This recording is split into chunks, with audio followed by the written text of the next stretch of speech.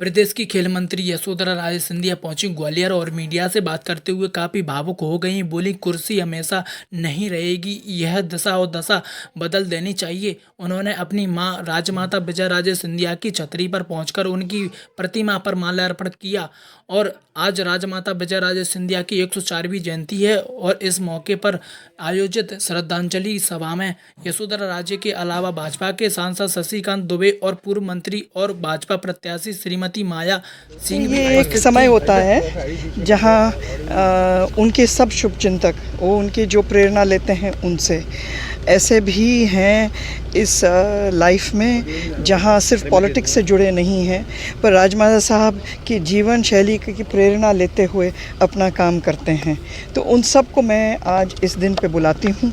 जो आते हैं वो अपने खुले मन से आते हैं, अपने दर्शन करने के लिए आते हैं और याद करने के लिए आते हैं कि अम्मा महाराज क्यों खड़ी हुई थी, किस नैतिक मूल्यों पे खड़ी हुई थी और किस वजह से इस देश को अपने आप को समर्पित करी हुई थी।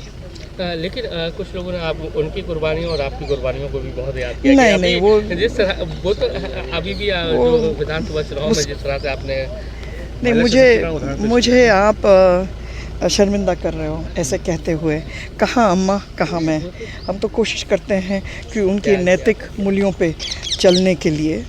और मैंने अगस्त में ही मेरे संगठन को बता दिया था कि चौथे दफ़े कोरोना मई में ही हुआ और मैं तीसरे से भी नहीं रिकवर हो पाई क्योंकि मेरे पास इतना विभागों का काम था और शिवपुरी शहर में और ग्रामीण में जो मुझे ख़त्म करना था वो काम भी निपटाने थे। तो इसीलिए बदन मेरा साथ नहीं दे रहा था। हमें क्या है कि मैं बहुत मेहनत करती हूँ और अगर आज चुनाव है तो चुनाव में भी मेहनत करनी पड़ती है, दौरे करने पड़ते हैं और दौरे मेरे से हो नहीं पा रहे थे। तो अच्छा है ना कि सही बोलें और कुर्सी किसी और की बन जाए, कोई और चेहरा आ जाए। ये भी एक दिशा भी दिखा देती है कि कुर्सी हमेशा नहीं रहेगी।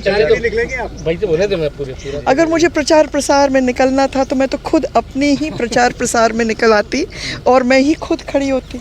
भाई अब अगली बार चुनाव लड़ने का इरादा है लोकसभा चुनाव? अभी तो अरे आप लोग एक स्कूल शुरू करो जिसमें हम पॉलिटिशियंस को सिखा सकते हो दिशा कौन सी होनी चाहिए। एक सवाल थैंक यू। पूछ लो।